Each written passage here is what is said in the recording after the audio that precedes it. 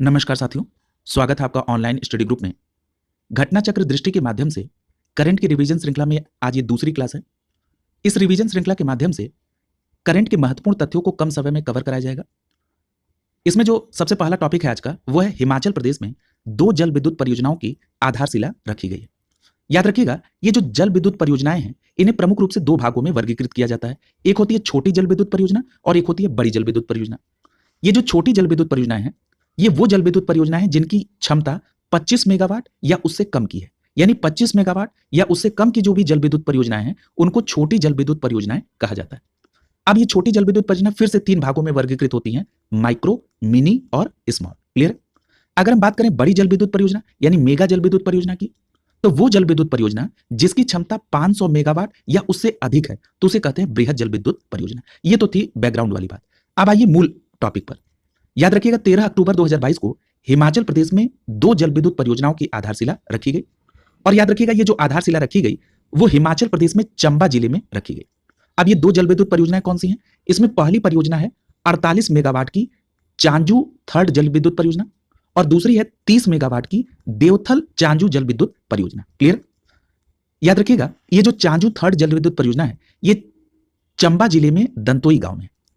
और ये जो चांजू थर्ड जल विद्युत परियोजना है, इसमें चांजू नाला और मेहाद नाला के जल को संयुक्त रूप से प्रयोग में लाया जाएगा। अगर हम बात करेंगे देवथल चांजू जल विद्युत परियोजना की, तो ये चंबा जिले में देवथल नाला पर स्थित है। अगर आपसे ये पूछा जाए कि ये जो दोनों परियोजनाएं हैं, इनका संचालन कौन करेगा, तो हिमाचल प्रदेश ऊर्जा निगम लिमिटेड यानी HPPCL के द्वारा इसका संचालन किया जाए। क्लियर? अगर हम बात कर लें भारत में जल विद्युत क्षमता की, तो केंद्रीय विद्युत मंत्रालय ने मार्च 2023 तक जो कुल विद्युत क्षमता है वो बताइए कितनी? 4,12,212 मेगावाट। इसमें जीवाश्म और गैर जीवाश्म दोनों शामिल। यानी मार्च 2023 तक भारत की जो कुल विद्युत क्षमता है वो कितनी है? 4,12,212 मेगावाट। अगर हम इसमें छोटी जल विद्युत क्षमता की बात करें, तो ये प्रतिशत के आधार पर इसका योगदान 1.2% का है। यदि हम बृहद जल विद्युत क्षमता की बात करें, तो इसका प्रतिशत के आधार पर योगदान 11.4% का है। क्लियर? तो ये भी बात आप यहां पर ध्यान में रखेंगे। क्लियर? अगला देखिए, अगला टॉपिक है बल्क ड्रग पार्क की आधारशिला रखी गई है। यहां पर जरा एक बात ध्यान रखिएगा कि जो भारत का औषध उद्योग है, अगर आप आकार के आधार पर देखें तो इसका विश्व में तीसरा सबसे बड़ा स्थान है। और यदि इसी भारत औषध उद्योग का मूल्य के आधार पर विश्व में स्थान देखेंगे तो यह 14वां सबसे बड़ा उद्योग है। यह भी बात आप ध्यान में रखेंगे। एक बात और याद रखिएगा कि विश्व भर में निर्यात की जाने वाली कुल औषध अर्थात दवाओं की में अगर भारत के योगदान को देखें तो भारत का योगदान 3.5% का है। क्लियर? आगे देखिए, याद रखिएगा, प्रधानमंत्री नरेंद्र मोदी ने 13 अक्टूबर 2022 को हिमाचल प्रदेश के ऊना जिले में, कहां पर? हिमाचल प्रदेश के ऊना जिले में बल्क ड्रग पार्क की आधारशिला रखी। क्लियर? यानी जो हिमाचल प्रदेश में बल्क ड्रग पार्क की आधारशिला रखी गई 13 अक्टूबर 2022 को, कहां पर? ऊना में। याद रखिएगा, जो पहला बल्क ड्रग पार्क है, इसकी आधारशिला 10 अक्टूबर को 2022 में गुजरात राज्य के भरूच जिले में रखी गई। क्लियर? तो यह भी बात आप ध्यान में रखेंगे। यहां पर याद रखिएगा कि 1 सितंबर 2022 को औषध विभाग ने बल्क ड्रग पार्कों को बढ़ावा देने के लिए 3 राज्यों में बल्क ड्रग पार्क की स्थापना की मंजूरी दी थी। अब ये 3 राज्य कौन कौन से हैं? हिमाचल प्रदेश, गुजरात और आंध्र प्रदेश। तो याद रखेंगे, हिमाचल प्रदेश, गुजरात और आंध्र प्रदेश में बल्क ड्रग पार्क की आधारशिला रखने की मंजूरी दी गई है। अब हम चलते हैं अगले टॉपिक पर। अगला टॉपिक है मुडेरा पहला 24x7 सौर ऊर्जा संचालित गांव घोषित हुआ है। यदि हम मुडेरा की बात करें तो यह गुजरात राज्य के मेहसाणा जिले में है। क्लियर? और ये जो मुडेरा गांव है, यहां पर एक सूर्य मंदिर है। क्लियर? और ये बहुत प्रसिद्ध सूर्य मंदिर है। और मुडेरा के सूर्य मंदिर की अगर बात करें तो ये रुपेड़ नदी की सहायक नदी पुष्पावती के तट पर है। किस नदी के तट पर है? पुष्पावती के। और ये जो पुष्पावती है, किसकी सहायक नदी है? रुपेड़ नदी की। क्लियर? याद रखिएगा, ये जो मुडेरा का सूर्य मंदिर है, इसका निर्माण 1026 से 1027 ईस्वी में चालुक्य वंश के राजा भीम प्रथम के शासनकाल के दौरान किया गया था। यह भी महत्वपूर्ण तथ्य है। याद रखिएगा, ये जो मुंडेरा है, ये मांडेपुरा और मुंडेरा नामों से भी जाना जाता है। यह भी बात आप ध्यान में रखेंगे। यदि हम बात करें मूल प्रश्न की, तो याद रखिएगा, आपसे पूछा जा सकता है कि भारत का पहला 24 घंटे यानी 24x7 सौर ऊर्जा से संचालित गांव किसे घोषित किया गया है? तो आपका जवाब क्या होगा? मुंडेरा। क्लियर? और याद रखिएगा, प्रधानमंत्री ने ये जो मुंडेरा में सूर्य मंदिर है, यहां पर हेरिटेज लाइटिंग का भी उद्घाटन किया था। क्लियर है? तो ये मूल फैक्ट है जो आपको ध्यान में रखना है। याद रखिएगा, ये जो मुंडेरा का सौरीकरण हो रहा है, क्लियर है, यानी यहां पर जो सोलर के काम किए जा रहे हैं किस परियोजना के तहत हो रहा है, तो याद रखिएगा ये सूर्यग्राम परियोजना के तहत किया जा रहा है। और इस परियोजना के माध्यम से मुंडेरा भारत का प्रथम शुद्ध नवीकरणीय ऊर्जा उत्पादक गांव बन गया है। क्लियर, इतनी बात आप इस टॉपिक के अंतर्गत याद रखेंगे। अब हम अगले टॉपिक पर चल रहे हैं। अगला टॉपिक है स्वच्छता ही सेवा 2022 और सुजलम 1.0 और 2.0 अवार्ड के बारे में। देखिए, अगर हम स्वच्छता ही सेवा के बारे में बात कर लें तो ये जो अभियान है इसका जो आयोजन है प्रतिवर्ष 15 सितंबर से 2 अक्टूबर के बीच होता है। यानी स्वच्छता ही सेवा अभियान का जो आयोजन है वो कब से कब तक होता है, 15 सितंबर से 2 अक्टूबर के बीच में। याद रखिएगा, 100 दिवसीय ये जो सुजल अभियान है ये केंद्रीय जल शक्ति मंत्रालय के द्वारा 25 अगस्त 2021 को आरंभ किया गया था। क्लियर, यानी ये जो सुजल अभियान है किस मंत्रालय के द्वारा प्रारंभ किया गया, केंद्रीय जल शक्ति मंत्रालय के द्वारा। कितने दिवसीय प्रोग्राम था, 100 दिवसीय। और ये जो सुजलम अभियान है कब प्रारंभ हुआ था, 25 अगस्त 2021 को। अब ये प्रश्न बनता है कि ये जो सुजलम अभियान है इसको प्रारंभ करने का उद्देश्य क्या है, तो याद रखिएगा 1 मिलियन सोता गड्ढों, 1 मिलियन का मतलब होता है 10 लाख, यानी 1 मिलियन सोता गड्ढों के निर्माण और अन्य धूसर जल प्रबंधन गतिविधियों के लिए ये परियोजना चलाई गई थी। याद रखिएगा, इसके माध्यम से ग्रामीण स्तर पर अधिक से अधिक ओडीएफ प्लस गांवों का सृजन किया गया। क्लियर, तो ये बात थी सुजलम अभियान की। अगर हम सुजलन अभियान 1.0 के लक्ष्य की बात करें तो इसका लक्ष्य 15 फरवरी 2022 को ही पूरा हो गया।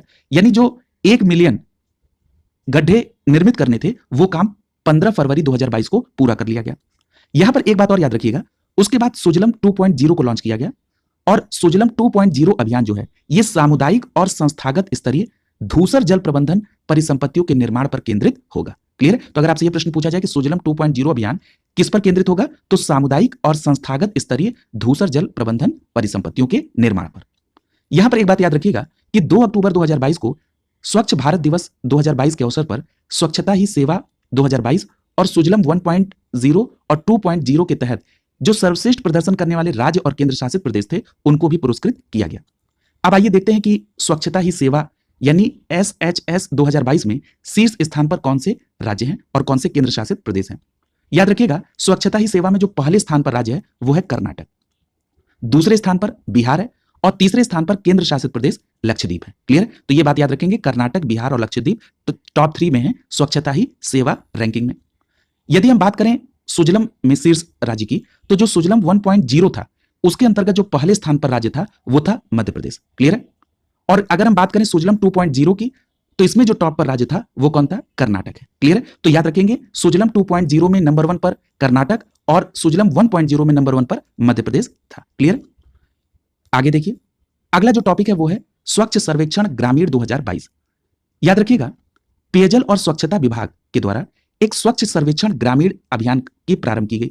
अब यह प्रश्न उठ रहा है कि ये जो स्वच्छ सर्वेक्षण ग्रामीण का प्रारंभ किया गया पेयजल एवं स्वच्छता विभाग के द्वारा, ये कब किया गया, तो 2018 से। क्लियर है, और याद रखिएगा 2022 में इसके अंतर्गत जो आच्छादित गांवों की संख्या है वो कितनी हो गई है, 17,559।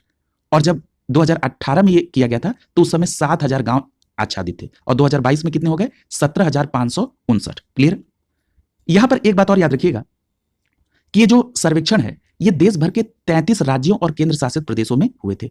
आप सभी को पता है कि टोटल राज्यों और केंद्र शासित प्रदेशों की संख्या 36 है, यानी 3 केंद्र शासित प्रदेश ऐसे हैं जहां पर ये लागू नहीं हुआ, यानी जो लोग इस सर्वेक्षण में पार्टिसिपेट नहीं किए। अब ये 3 केंद्र शासित प्रदेश कौन है, चंडीगढ़, दिल्ली और लक्षद्वीप। क्लियर, याद रखिएगा देश भर के ये जो 33 राज्य और केंद्र शासित प्रदेश हैं इसमें अगर हम समग्र तौर पर उत्तर प्रदेश के स्थान की बात करें जो कि सबसे महत्वपूर्ण तथ्य है, तो याद रखिएगा इसमें उत्तर प्रदेश का 18वां स्थान है। क्लियर है, और उत्तर प्रदेश का स्कोर कितना है, 694.74। यदि हम बिहार के स्थान की बात कर लें तो बिहार का 32वां है। क्लियर, तो याद रखेंगे इस बात को। अगला देखिए, यदि हम शीर्ष 3 बड़े राज्यों की बात करें, जब हम बड़े राज्य कह रहे हैं तो इसका मतलब यह कि 30 लाख से अधिक जनसंख्या वाले, तो इसमें जो पहले नंबर पर राज्य है वो है तेलंगाना, दूसरे नंबर पर हरियाणा है और तीसरे नंबर पर तमिलनाडु है। क्लियर, यानी बड़े राज्यों में तेलंगाना, हरियाणा और तमिलनाडु है। और ये जो बड़ा राज्य है जो टॉप पर रहा उसको 5 करोड़ रुपए पुरस्कार राशि, दूसरे नंबर पे 3 करोड़ और तीसरे नंबर वाले राज्य को 2 करोड़ की पुरस्कार राशि मिली। देखिए, आपसे इस तरह भी प्रश्न पूछा जा सकता है कि जो बड़े राज्य में पहला स्थान है वो किसका, तेलंगाना का, और आपको स्टेटमेंट में ये पूछ सकता है कि इसमें कितनी पुरस्कार राशि दी गई, तो याद रखिएगा 5 करोड़ की। यदि हम बात करें 3 छोटे राज्यों की, तो छोटे राज्यों का मतलब जहां पर 30 लाख से कम जनसंख्या है और ऐसे राज्य और केंद्र शासित प्रदेश में जो नंबर 1 पर है वो है केंद्र शासित प्रदेश अंडमान और निकोबार। दूसरे नंबर पे केंद्र शासित प्रदेश दादर नागर हवेली और दमन और दीव है। तीसरे नंबर पर एक राज्य है जिसका नाम है सिक्किम। तो ये याद रखेंगे छोटे राज्यों के संदर्भ में। यदि हम जिलों की बात करें तो जिले में जो पहले नंबर पे जिला है वो हरियाणा राज्य का भिवानी जिला है। कौन सा? भिवानी जिला, 2 करोड़ इसको मिला। दूसरे नंबर पे जगित्याल है जो कि तेलंगाना राज्य का है, 1.5 करोड़ मिला। और तीसरे नंबर पे तेलंगाना राज्य का ही निजामाबाद है जिसको 1 करोड़ रुपए मिला। तो इतनी बात आप इस सर्वे के अंतर्गत याद रखेंगे। अगर हम एक बात पता करें कि जो मोबाइल ऐप और वेब पोर्टल के माध्यम से सर्वाधिक भागीदारी की बात करें किस राज्य की है, तो याद रखिएगा उत्तर प्रदेश की। यानी मोबाइल ऐप और वेब पोर्टल के माध्यम से सर्वाधिक भागीदारी करने वाला राज्य कौन सा है, तो याद रखिएगा उत्तर प्रदेश। और अगर आपसे यह प्रश्न पूछा जाए कि मोबाइल ऐप और वेब पोर्टल के माध्यम से सर्वाधिक भागीदारी करने वाला जिला कौन सा है, तो आपका जवाब होगा कानपुर देहात। क्लियर? अब हम बात करेंगे स्वच्छ सर्वेक्षण 2022, जिसमें आप शहरी क्षेत्र के संदर्भ में देखेंगे। यानी अगर 2022 के स्वच्छ सर्वेक्षण शहरी की बात करें तो ये 2.0 का प्रथम वर्षगांठ है। यहां पर याद रखिएगा स्वच्छ सर्वेक्षण 2022 में जो शहरों को इसमें सम्मिलित किया गया उनकी संख्या टोटल है 4354। क्लियर है? इसमें 91 ऐसे हैं जो गंगा किनारे बसे हुए हैं। याद रखिएगा यह स्वच्छ सर्वेक्षण का 7वां संस्करण था। यह महत्वपूर्ण तथ्य याद रखेंगे।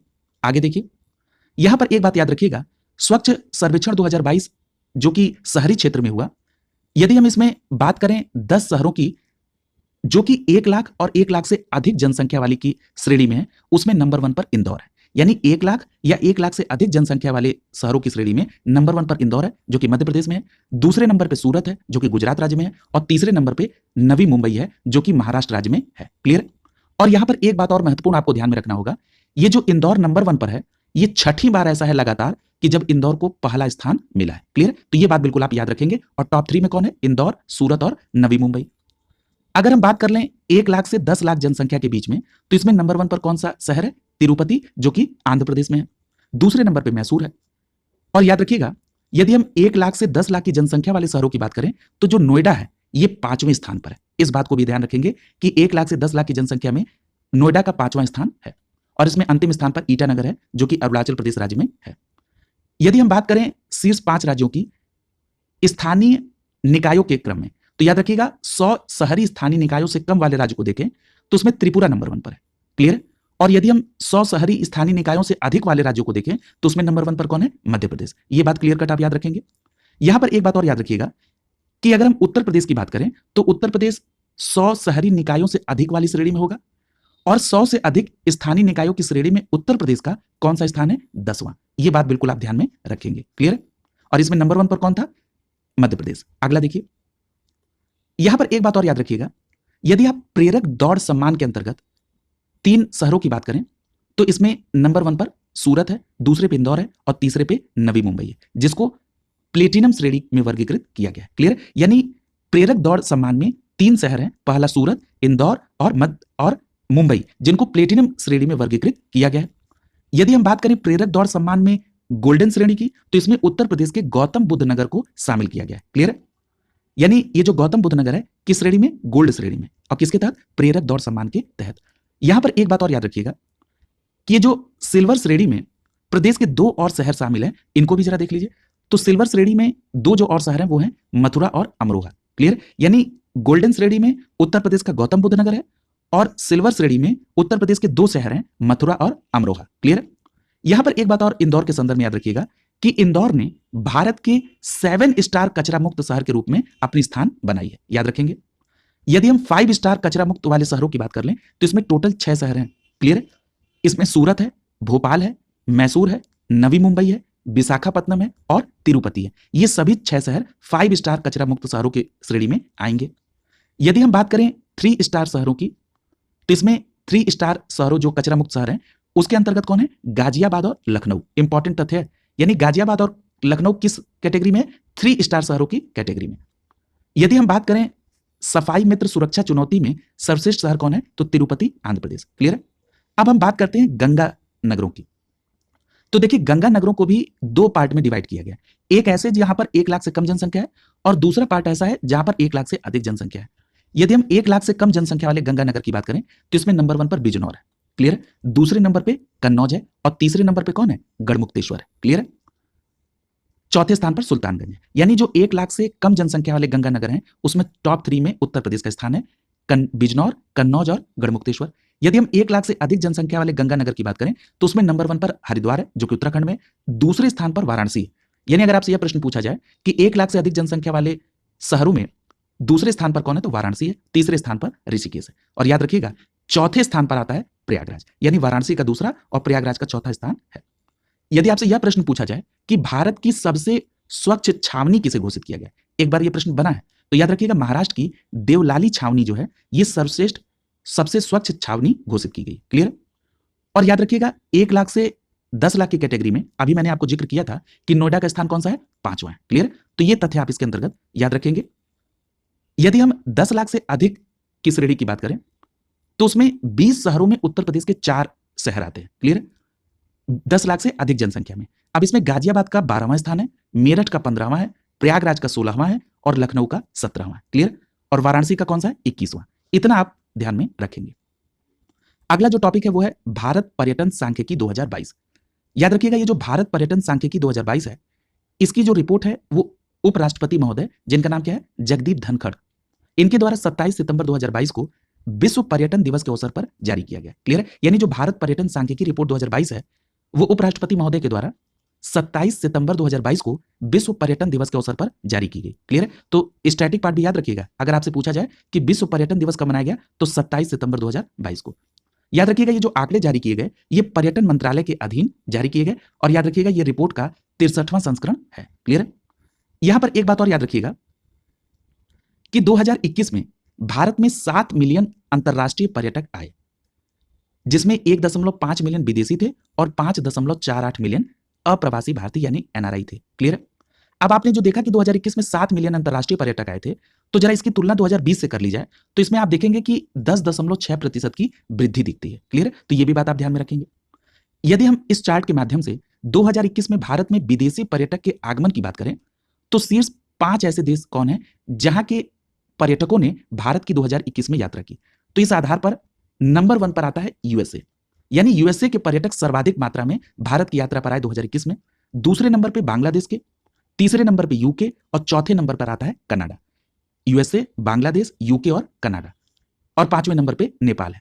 अगर हम बात कर लें 2021 के दौरान भारतीय नागरिकों के लिए शीर्ष गंतव्य कौन है, यानी 2021 में जो भारत के यात्रियों के नागरिकों के द्वारा विदेशी यात्रा की गई उसमें सर्वाधिक लोगों ने संयुक्त अरब अमीरात की यात्रा की। दूसरे नंबर पे सर्वाधिक लोग यूएसए गए, तीसरे नंबर पे कतर आता है, चौथे पे ओमान और 5वें पर यूके आता है। क्लियर। यानी टॉप 3 तो कम से कम याद रखेंगे, संयुक्त अरब अमीरात, यूएसए और कतर। क्लियर। अगला देखिए अगर हम यहां पर विदेशी पर्यटकों के आगमन की संख्या में राज्यों की स्थिति को देखें कि ये जो विदेशी पर्यटक आए थे वो सर्वाधिक किस राज्य में गए, तो याद रखिएगा सबसे ज्यादा पर्यटक गए थे पंजाब राज्य में 29.22%। उसके बाद दूसरे स्थान पर जो राज्य है वो है महाराष्ट्र और तीसरे स्थान पर दिल्ली। यानी राज्यों के आधार पर देखेंगे तो सबसे ज्यादा पर्यटक पंजाब, दूसरा महाराष्ट्र और तीसरा दिल्ली। यदि हम उत्तर प्रदेश की प्रतिशत आंकड़ा देखें तो उत्तर प्रदेश में 4.2% जो टोटल विदेशी यात्री आए थे उसमें से 4.24% उत्तर प्रदेश की यात्रा पर गए थे। क्लियर। यदि हम घरेलू पर्यटकों में टॉप 10 केंद्र शासित प्रदेश और राज्यों की हिस्सेदारी देखें तो जो घरेलू पर्यटक यात्रा थे उसमें सर्वाधिक कहां पर गए, तमिलनाडु में 17.2, दूसरे नंबर पर सर्वाधिक उत्तर प्रदेश में आए और तीसरे स्थान पर कर्नाटक है। क्लियर। तो ये बात भी आप यहां पर ध्यान में रखेंगे। यदि हम भारत भ्रमण 2023 की बात करें तो याद रखिएगा 31 जनवरी 2023 को केंद्रीय पर्यटन मंत्रालय द्वारा भारत भ्रमण वर्ष 2023 पहल को लॉन्च किया गया। कब लॉन्च किया गया, 31 जनवरी 2023 को। यहां पर एक बात बिल्कुल आप स्पष्ट याद रखिएगा कि जो भारत का पर्यटन मंत्रालय है वो 2023 को भारत भ्रमण वर्ष के रूप में मना रहा है। क्लियर। तो अगर आपसे पूछा जाए कि भारत भ्रमण वर्ष कब मनाया गया तो 2023 को मनाया जा रहा है। अगला जो टॉपिक है वो है पीएम श्री स्कूल योजना। याद रखिएगा 7 सितंबर 2022 को प्रधानमंत्री नरेंद्र मोदी की अध्यक्षता में जो केंद्रीय मंत्रिमंडल की बैठक हुई उसमें पीएम श्री स्कूल्स को मंजूरी दी गई। अब ये प्रश्न उठता है ये जो पीएम श्री स्कूल्स है ये क्या है, तो पीएम श्री स्कूल्स का मतलब है PM schools for rising India. Clear है। PM schools for rising India. Clear है।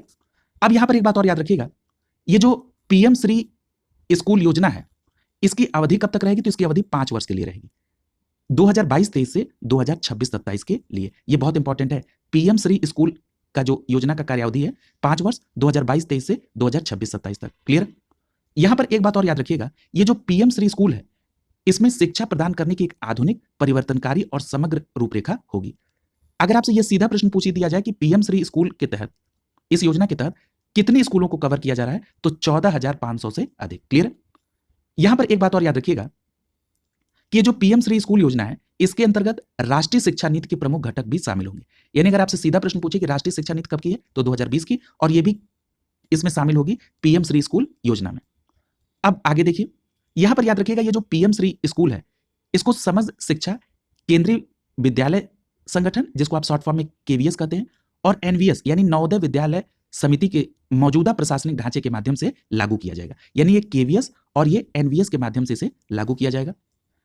अगला जो टॉपिक है वो है मिशन स्कूल्स फॉर एक्सीलेंस। याद रखिएगा, 17 अक्टूबर 2022 को प्रधानमंत्री नरेंद्र मोदी ने गुजरात राज्य के अडालज स्थित त्रिमंदिर में मिशन स्कूल ऑफ एक्सीलेंस का शुभारंभ किया। यानी ये जो मिशन स्कूल ऑफ एक्सीलेंस है, इसको शुभारंभ कहां पर हुआ? गुजरात राज्य के अडालज स्थित त्रिमंदिर में। कब हुआ? 19 अक्टूबर 2022 को। और ये जो मिशन स्कूल्स फॉर एक्सीलेंस है, इसका उद्देश्य क्या है? तो गुजरात में बुनियादी जो शिक्षा के बुनियादी ढांचे हैं, उसको और मजबूत करना। क्लियर है? और ये जो मिशन स्कूल फॉर एक्सीलेंस है, इसके लिए 10,000 करोड़ रुपए के खर्च की व्यवस्था है, और इसमें जो वित्त पोषण का काम है वो विश्व बैंक के द्वारा किया जा रहा है। क्लियर? अगला देखिए, अगली जो योजना है वो है नमस्ते योजना। देखिए, नमस्ते योजना पर चर्चा करने से पहले एक अधिनियम की चर्चा जरूरी है। वो अधिनियम है हाथ से मैला उठाने वाले कर्मियों के नियोजन का प्रतिषेध और उनका पुनर्वास अधिनियम। और ये कब का है? 2013। यानी हाथ से मैला उठाने वाले जो कर्मी हैं, उनके नियोजन का प्रतिषेध हो और उनका पुनर्वास हो, इसके लिए 2013 में एक अधिनियम बना, और जो प्रभावी कब से हुआ? 6 दिसंबर 2013 से। इस बात को आप क्लियर कट याद रखेंगे। अब यहां पर एक चीज ध्यान रखिएगा कि आवास और शहरी कार्य मंत्रालय ने इस बात के लिए अपनी प्रतिबद्धता जाहिर की कि वो सभी भारतीय शहर मार्च 2024 तक स्वयं को सफाई मित्र सुरक्षित घोषित कर लेंगे। अब ये सफाई मित्र सुरक्षित का मतलब क्या है? अब इन शहरों में जो सफाई कार्य होगी या जो मैला उठाने का काम होगा, उसमें सीधा इन्वॉल्वेशन व्यक्तियों का नहीं होगा, बल्कि मशीनों के माध्यम से सेफ्टी टैंकों या नालों आदि की सफाई की जाएगी। यानी अब मैला उठाने का काम डायरेक्ट किसी मानव के द्वारा नहीं होगा, अब उसे मशीनों के माध्यम से किया जाएगा। और इस तरह की जो सफाई मित्र सुरक्षित घोषित करने का जो लक्ष्य कब तक का है? मार्च 2024 तक का। अब आते हैं नमस्ते योजना पर। देखिए, जो नमस्ते योजना है, इसे 17 अगस्त 2022 को केंद्र सरकार के द्वारा लॉन्च किया गया। देखिए, योजना में कई नई और पुरानी योजनाएं भी पूछता है, तो आप क्लियर कट याद रखेंगे कि जो नमस्ते योजना है, इसको 17 अगस्त 2022 को लॉन्च किया गया। अब यह प्रश्न उठता है कि जो नमस्ते योजना है, इसका फुल फॉर्म क्या है? तो इसका फुल फॉर्म है मशीनीकृत स्वच्छता पारिस्थितिक तंत्र के लिए राष्ट्रीय कार्रवाई। यानी नेशनल एक्शन होगा किसके लिए? मैकेनाइज्ड सैनिटेशन इकोसिस्टम के लिए। क्लियर? इसी को आप क्या कहते हैं? नमस्ते योजना। क्लियर? तो ये बिल्कुल आप क्लियर कट याद रखेंगे। अब ये प्रश्न उठता है कि जो नमस्ते योजना 17 अगस्त 2022 को लॉन्च की गई, ये किस मंत्रालय की पहल है? तो याद रखिएगा, इसमें सामाजिक न्याय एवं अधिकारिता मंत्रालय और दूसरा है आवासन एवं शहरी कार्य मंत्रालय। इन दोनों की संयुक्त पहल से ये नमस्ते योजना लाई गई।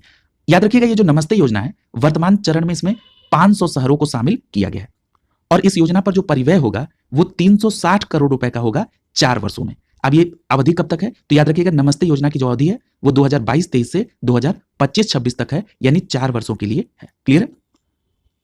अब ये नमस्ते योजना का उद्देश्य क्या है? जैसे स्वच्छता का कार्य करने के दौरान किसी की मौत न हो, कुशल श्रमिक हो, मानव मल पदार्थ से सीधे संपर्क में न रहे, ठीक है, वैकल्पिक आजीविका बनाई जाए जो कि टैंक सफाई कर्मी है उनकी, ये सभी इनकी मूल योजना है। याद रखिएगा, ये जो नमस्ते योजना है, इसका कार्यान्वयन किस एजेंसी के द्वारा होगा? तो याद रखिएगा, राष्ट्रीय सफाई कर्मचारी वित्तीय विकास निगम के द्वारा नमस्ते कार्य योजना का क्रियान्वयन किया जाएगा। क्लियर? इतनी बात आप यहां पर नमस्ते योजना के संदर्भ में याद रखेंगे। अब हम चलते हैं अगले टॉपिक पर। अगला टॉपिक है मंडला पहला कार्यात्मक रूप से साक्षर जिला घोषित हुआ है। क्लियर? याद रखिएगा, ये जो मंडला जिला है, ये मध्य प्रदेश राज्य का एक आदिवासी बाहुल्य जिला है, और 15 अगस्त 2022 वो तिथि है जब मध्य प्रदेश के मंडला को कार्यात्मक रूप से पूर्ण साक्षर जिला घोषित किया गया। यानी कार्यात्मक रूप से पूर्ण साक्षर जिला कौन सा है? मंडला। किस राज्य में है? मध्य प्रदेश में। कब घोषित हुआ? 15 अगस्त 2022 को। याद रखिएगा, मंडला भारत का पहला कार्यात्मक रूप से साक्षर जिला बन गया। क्लियर? अगर हम मंडला की स्थिति देखें 2011 में साक्षरता की, तो जो मंडला की साक्षरता दर थी वो थी 66.9%। क्लियर? और यहां पर जो पुरुष साक्षरता थी वो 77.5 और जो महिला साक्षरता थी 56.4। लेकिन टोटल साक्षरता आप याद रखेंगे मंडला की 66.9 2011 के सेंसस है। अगर हम 2011 की जनगणना में भारत की साक्षरता को रिकॉल कर लें तो जो भारत की साक्षरता वो कितने प्रतिशत? 33%। इसमें जो पुरुषों की साक्षरता वो है 80.9% और महिलाओं की साक्षरता 64.6%। ये भी ध्यान में रखेंगे। आगे यहां पर भारत सरकार के द्वारा जो देश में साक्षरता बढ़ाने के लिए जो प्रयास किए गए या जो अभियान चलाए गए उनके बारे में एक चार्ट के माध्यम से दिया गया है। याद रखिएगा 2001-2 में सर्व शिक्षा अभियान चलाया गया। 2009 में वयस्क साक्षरता में वृद्धि के लिए साक्षर भारत अभियान चलाया गया। 2025-26 तक के लिए समग्र शिक्षा योजना वित्तीय वर्ष के लिए यानी जो समग्र शिक्षा योजना है ये कब तक लागू की गई? 2025-26 तक के लिए।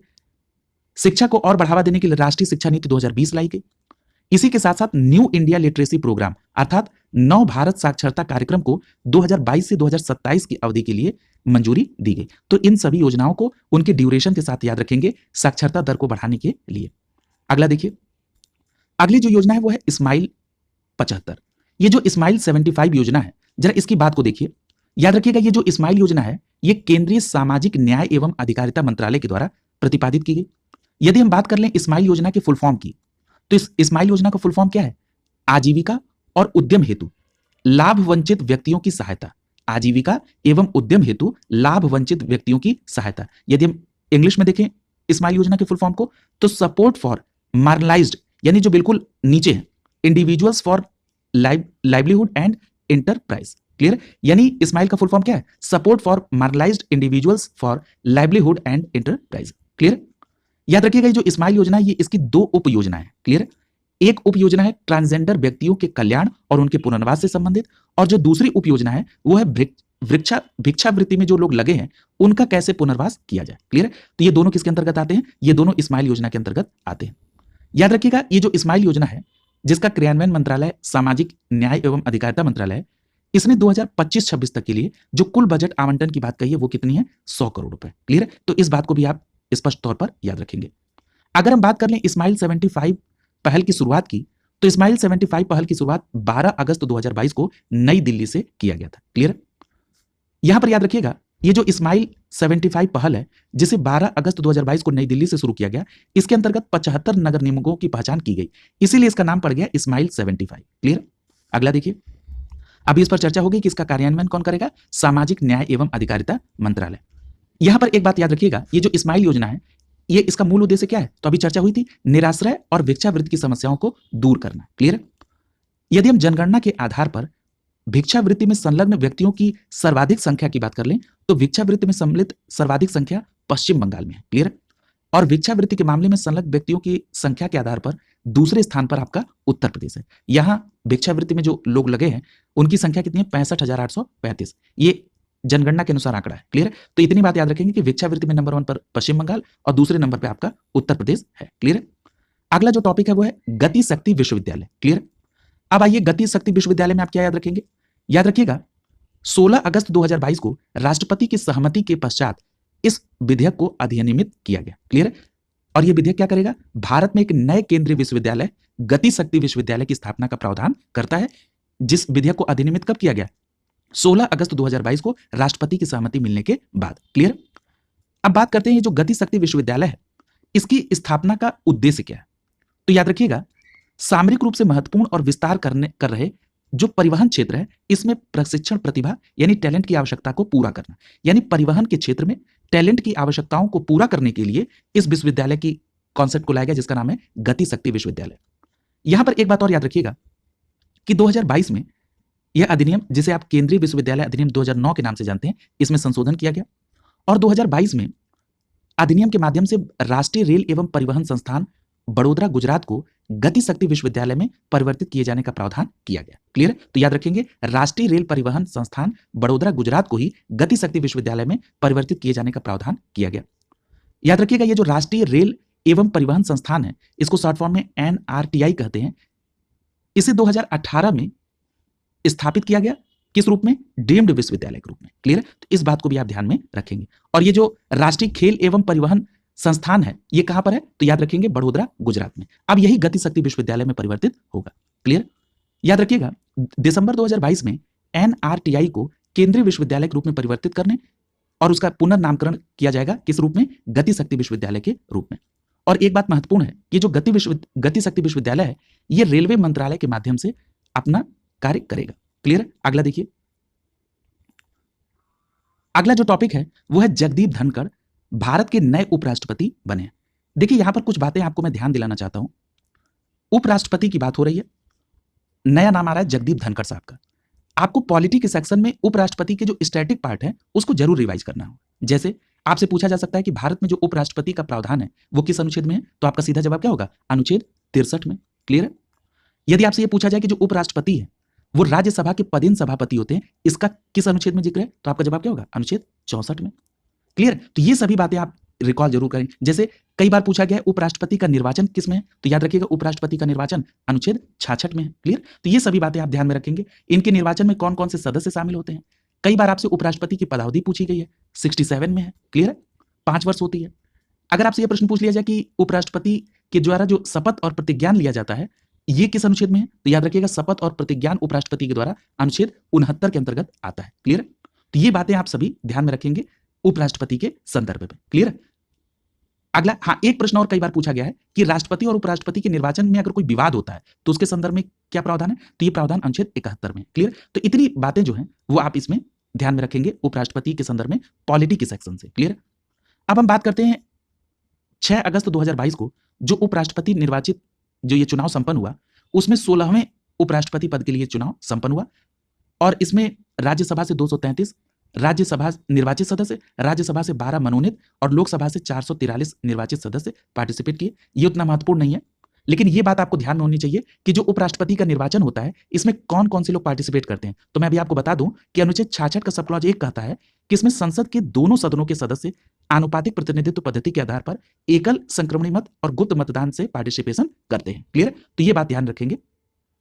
यहां पर जो महत्वपूर्ण बात यह है कि यदि हम ये जो 16वां उपराष्ट्रपति चुनाव हुआ, यदि हम पूछें कि जगदीप धनखड़ साहब भारत के व्यक्ति के रूप में किस क्रम के उपराष्ट्रपति होंगे, तो याद रखिएगा ये व्यक्ति के रूप में 14वें उपराष्ट्रपति होंगे। क्लियर है? यहां पर एक बात और याद रखिएगा कि यदि आपसे ये पूछा जाए कि इनमें इनके अपोजिट कौन था, तो याद रखिएगा भारतीय राष्ट्रीय कांग्रेस के एक प्रत्याशी थे जिनका नाम क्या था, मार्गरेट अल्वा। क्लियर? ये भी बात आप ध्यान में रखेंगे। यदि हम जगदीप धनखड़ साहब की बात करें तो इनका जन्म 18 मई 1951 को हुआ। इनका जो जन्म स्थान है वो कहां पर है, राजस्थान के झुंझुनू जिले में एक गांव है जिसका नाम है किथाना, वहां पर जगदीप धनखड़ साहब का जन्म हुआ था। क्लियर है? तो ये सभी बातें आप याद रखेंगे। ये लोकसभा सदस्य का चुनाव भी जीते, केंद्र में राज्य मंत्री भी रहे। क्लियर? और उपराष्ट्रपति बनने से पहले पश्चिम बंगाल के राज्यपाल भी थे। अगला टॉपिक है बुरहानपुर पहला हर घर जल प्रमाणित जिला हो गया। यानी अगर आपसे सीधा प्रश्न पूछा जाए कि भारत का पहला जिला कौन सा है जो कि हर घर जल प्रमाणित हो गया है, तो वो कौन सा है, बुरहानपुर। क्लियर? अब आइए जरा कुछ बैकग्राउंड की बात करते हैं जल जीवन मिशन की। तो याद रखिएगा प्रधानमंत्री नरेंद्र मोदी ने 15 अगस्त 2019 को 73वें स्वतंत्रता दिवस के अवसर पर लाल किले से जल जीवन मिशन की घोषणा की थी और अगस्त 2019 से भारत सरकार और राज्य सरकारों के बीच ये जल जीवन मिशन हर घर जल को कार्यान्वित किया जा रहा है। क्लियर? तो ये डेट आप जरूर याद रखेंगे। यहां पर एक बात और याद रखिएगा, अगर पूछा जाए कि ये जो जल जीवन मिशन है इसका कार्यान्वयन किस मंत्रालय के अंतर्गत है, तो आपका जवाब क्या होगा, जल शक्ति मंत्रालय।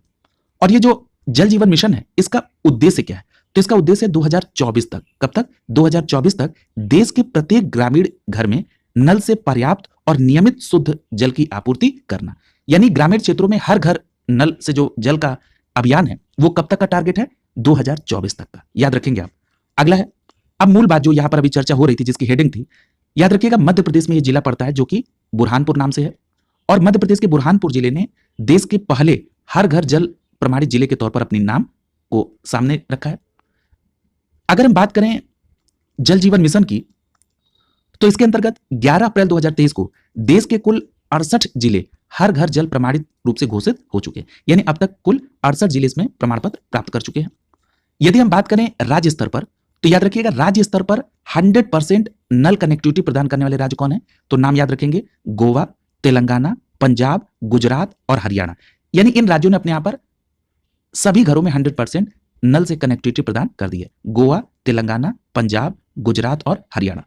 लेकिन अगर हम केंद्र शासित प्रदेश की बात करें जहां पर 100% जल की नल से कनेक्टिविटी हो गई है, तो याद रखिएगा इसमें केंद्र शासित प्रदेश में पुडुचेरी आता है, अंडमान एवं निकोबार द्वीप समूह, दादर नागर हवेली और दमन एवं द्वीप आता है। यानी 3 केंद्र शासित प्रदेश ने अपने यहां पर 100% नल कनेक्टिविटी हासिल कर ली है।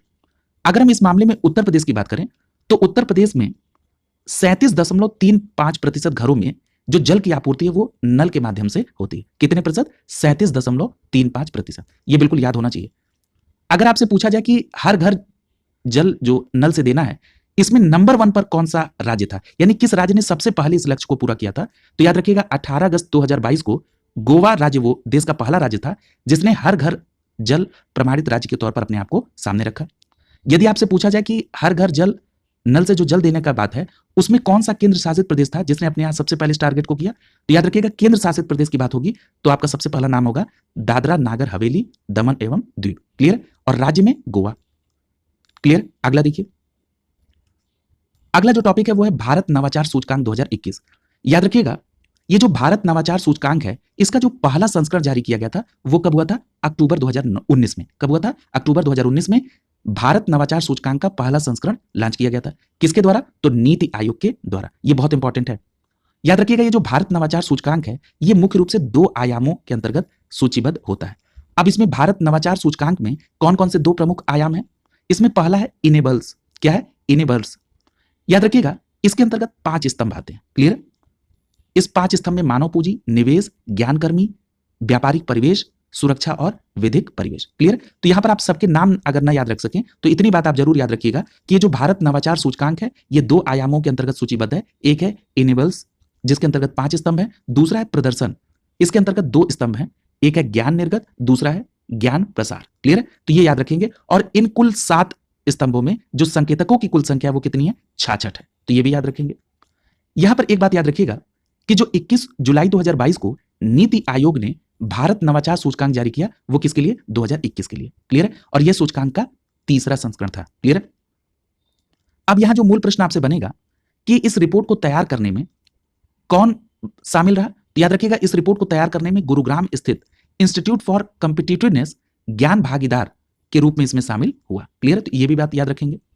ये जो सूचकांक है इसमें सभी 28 राज्य और 8 केंद्र शासित प्रदेश को शामिल किया गया है। और ये जो राज्य और केंद्र शासित प्रदेश हैं इनको 3 श्रेणियों में विभक्त किया गया। एक है बड़े राज्यों की श्रेणी, दूसरी है उत्तर पूर्वी और पहाड़ी राज्य, तीसरा है केंद्र शासित प्रदेश और शहरी राज्य। क्लियर? तो ये 3 कैटेगरी है। अब यहां पर एक बात याद रखिएगा कि यदि हम बड़े राज्यों की सबसे पहले बात कर लें तो जो बड़े राज्य हैं उसमें नंबर 1 पर कौन है? कर्नाटक। और इसमें अंतिम स्थान पर यानी 17वें स्थान पर कौन है? छत्तीसगढ़। यदि हम उत्तर पूर्वी या पहाड़ी राज्यों की बात करें तो इसमें नंबर 1 पर कौन है? मणिपुर। और उत्तर पूर्वी और पहाड़ी राज्यों में सबसे अंतिम स्थान पर कौन है? तो 10वें स्थान पर नागालैंड है। क्लियर है? इतनी बात केवल आपको ध्यान में रखनी है। यदि हम केंद्र शासित प्रदेश की बात कर लें तो केंद्र शासित प्रदेश के साथ साथ शहरी राज्यों की श्रेणी में चंडीगढ़ पहले स्थान पर है और इसमें अंतिम स्थान पर लद्दाख यूटी आता है। क्लियर? इतनी बात आप ध्यान रखेंगे। यही बात नीचे चार्ट के माध्यम से दी गई है कि बड़े राज्य में नंबर 1 पर कर्नाटक है। अगर हम उत्तर पूर्वी और पहाड़ी राज्य की बात करें तो इसमें नंबर 1 पर मणिपुर है। और यदि हम केंद्र शासित प्रदेश और शहरी राज्य की बात करें तो इसमें नंबर 1 पर चंडीगढ़ है। यहां पर याद रखिए अभी लिखा है शहरी राज्य, इसमें देखिए इसी कैटेगरी में गोवा को शामिल किया गया, यानी इसको अन्य कैटेगरी में नहीं, किसमें? केंद्र शासित प्रदेश और शहरी राज्य की कैटेगरी में गोवा को शामिल किया गया। इस बात को आप जरूर याद रखेंगे। क्लियर है? यहां पर एक बात और याद रखिएगा उत्तर प्रदेश के संदर्भ में कि जो भारत नवाचार सूचकांक 2021 है उत्तर प्रदेश बड़े राज्यों की श्रेणी में आएगा और बड़े राज्यों की श्रेणी में उत्तर प्रदेश का कौन सा स्थान है? 7वां। तो याद रखेंगे भारत नवाचार सूचकांक 2021 में उत्तर प्रदेश का 7वां स्थान है समग्र कैटेगरी में। क्लियर है? और पिछली बार इसका कौन सा स्थान था? 9वां स्थान था। क्लियर है? और इस बार 7वां स्थान है। अब अगर आप बात करेंगे इनेबल्स घटक में उत्तर प्रदेश का स्थान, तो इनेबल्स घटक में उत्तर प्रदेश का स्थान 11वां है और जो प्रदर्शन घटक है उसमें उत्तर प्रदेश का 5वां। यानी मैं इसको अभी अगर सिंप्लीफाई कर दूं तो भारत नवाचार सूचकांक 2021 में बड़े राज्यों की समग्र कैटेगरी में उत्तर प्रदेश का 7वां स्थान और पिछली बार इसका 9वां था। यदि आप इनेबल्स कैटेगरी में देखेंगे तो उत्तर प्रदेश का 11वां और प्रदर्शन कैटेगरी में अगर आप बात करेंगे तो उत्तर प्रदेश का 5वां स्थान है। यदि आप बात करेंगे उत्तर प्रदेश के प्रति व्यक्ति सकल राज्य घरेलू उत्पाद की यानी जीएसडीपी की, तो वो कितना रुपए रहा 2019-20 में? 51,255 रुपए। याद रखिएगा उत्तर प्रदेश का जीएसडीपी 2019-20 में 51,255 रुपए था। क्लियर? ये याद रखेंगे आप। अगला देखिए, यदि हम 2022 में वैश्विक नवाचार सूचकांक में अगर ग्लोबल स्तर पर इनोवेशन इंडेक्स में भारत के प्रदर्शन की बात करें तो ग्लोबल इनोवेशन इंडेक्स में भारत 2022 में किस क्रम पर है? 40वें स्थान पर है। क्लियर है? और कितने देशों में? 132 देशों में। यह भी फैक्ट आपको ध्यान में रखना है। अगला जो टॉपिक है वो है बुंदेलखंड एक्सप्रेसवे। क्लियर है? अब देखिए जो बुंदेलखंड एक्सप्रेसवे है इसका उद्घाटन हुआ था 16 जुलाई 2022 को। 16 जुलाई 2022 को प्रधानमंत्री नरेंद्र मोदी ने बुंदेलखंड एक्सप्रेसवे का जो उद्घाटन किया था वो कैथेरी गांव में किया था। कहां पर? कैथेरी गांव। अब ये कैथेरी गांव कहां पर है? तो ये जालौन डिस्ट्रिक्ट में एक तहसील पड़ती है उरई। उरई तहसील में ही कैथेरी गांव है, जहां पर बुंदेलखंड एक्सप्रेसवे का जो उद्घाटन है वो 16 जुलाई 2022 को हुआ। यदि इस बुंदेलखंड एक्सप्रेसवे के शिलान्यास की बात करें तो इसका शिलान्यास 29 फरवरी 2020 को हुआ था। यदि आपसे पूछा जाए कि बुंदेलखंड एक्सप्रेसवे का निर्माण किसके द्वारा किया गया, तो याद रखिएगा उत्तर प्रदेश एक्सप्रेसवेज औद्योगिक विकास प्राधिकरण अर्थात यूपीडा के द्वारा, यूपीईआईडीए के द्वारा किया गया। क्लियर? अगला देखिए, यदि हम बात करें कि बुंदेलखंड एक्सप्रेसवे की कुल लंबाई कितनी है, तो याद रखिएगा ये कई बार पूछा गया है, 296.070 ये बुंदेलखंड एक्सप्रेसवे की कुल लंबाई है। और याद रखिएगा ये जो बुंदेलखंड एक्सप्रेसवे है ये 4 लेन एक्सप्रेसवे है और इस पर लागत आई है 14,850 रुपए की, 14,850 करोड़ रुपए की लागत आई और इसे भविष्य में 4 लेन से बढ़ाकर 6 लेन भी किया जा सकता है। आपसे यह भी प्रश्न पूछा जा सकता है कि जो बुंदेलखंड एक्सप्रेसवे है इसका प्रारंभ कहां से? तो याद रखिएगा इसका प्रारंभ चित्रकूट जनपद में राष्ट्रीय राजमार्ग संख्या 35 पर भरतकूप के निकट होता है और इसकी समाप्ति का जो स्थान है वो है इटावा के ग्राम कुदरैल तक। क्लियर है? यानी चित्रकूट के राष्ट्रीय राजमार्ग संख्या 35 पर भरतकूप से प्रारंभ होकर इटावा के कुदरैल तक जाता है बुंदेलखंड एक्सप्रेसवे। और ये जो बुंदेलखंड एक्सप्रेसवे है ये 7 जिलों को कवर करता है। कितने? 7। कौन कौन से? जरा इनको भी देख लीजिए। उत्तर प्रदेश स्पेशल में पूछा जा सकता है, चित्रकूट, बांदा, महोबा, हमीरपुर, जालौन, औरैया और इटावा। क्लियर? इन नामों को आप ध्यान में रखेंगे। याद रखिएगा अगर आपसे यह प्रश्न पूछ लिया जाए कि भारत का सबसे चौड़ा एक्सप्रेसवे कौन सा है, तो याद रखिएगा दिल्ली मेरठ एक्सप्रेसवे जो है ये भारत का सबसे चौड़ा एक्सप्रेसवे है। ये 14 लेन वाला एक्सप्रेसवे है। अगला टॉपिक है NIRF इंडिया रैंकिंग्स 2022। देखिए जो NIRF है इसका फुल फॉर्म क्या है? इसका फुल फॉर्म होता है national institutional ranking framework. Clear? याद रखिएगा ये जो नेशनल इंस्टीट्यूशनल रैंकिंग फ्रेमवर्क है इसकी शुरुआत केंद्रीय शिक्षा मंत्रालय के द्वारा 29 सितंबर 2015 को की गई थी। क्लियर? इस रैंकिंग के माध्यम से उच्च शिक्षण संस्थानों की कार्यप्रणाली की रूपरेखा तैयार की गई। याद रखिएगा ये जो इंडिया रैंकिंग्स का पहला संस्करण आया ये कब आया? अप्रैल 2016 से ये जारी हुआ। क्लियर? और ये जो इस बार 2022 की रैंकिंग है NIRF इंडिया रैंकिंग, ये इसका 7वां संस्करण है। कौन सा संस्करण है? 7वां। और याद रखिएगा ये 4 श्रेणियों में इसको वर्गीकृत किया गया है और इसके अंतर्गत जो विषय शामिल हैं वो 7 विभिन्न विषय शामिल हैं। क्लियर? अब आइए जरा इसमें देखते हैं। यहां पर एक बात और याद रखिएगा कि ये जो 2021 में इंडिया रैंकिंग्स आई इसमें पहली बार अनुसंधान संस्थानों को भी शामिल किया गया। क्लियर? याद रखिएगा अब हम सबसे पहले ये देखते हैं कि जो 15 जुलाई 2022 को उच्च शिक्षण संस्थानों की इंडिया रैंकिंग 2022 आई, इसे किसके द्वारा जारी किया गया? तो केंद्रीय शिक्षा मंत्री धर्मेंद्र प्रधान के द्वारा जारी किया गया। इसमें जो सबसे पहला है वह है उच्च शिक्षण संस्थानों की समग्र सूची में शामिल 10 संस्थान। तो जो समग्र सूची है उसमें जो नंबर 1 पर है वो है IIT मद्रास, चेन्नई में है। दूसरे नंबर पर भारतीय विज्ञान संस्थान बेंगलुरु है और तीसरे स्थान पर IIT बॉम्बे है। क्लियर? यानी समग्र कैटेगरी में IIT मद्रास नंबर 1 पे, दूसरे पे भारतीय विज्ञान संस्थान बेंगलुरु और तीसरे स्थान पर IIT बॉम्बे है। याद रखिएगा समग्र कैटेगरी में IIT कानपुर का 5वां स्थान है। क्लियर?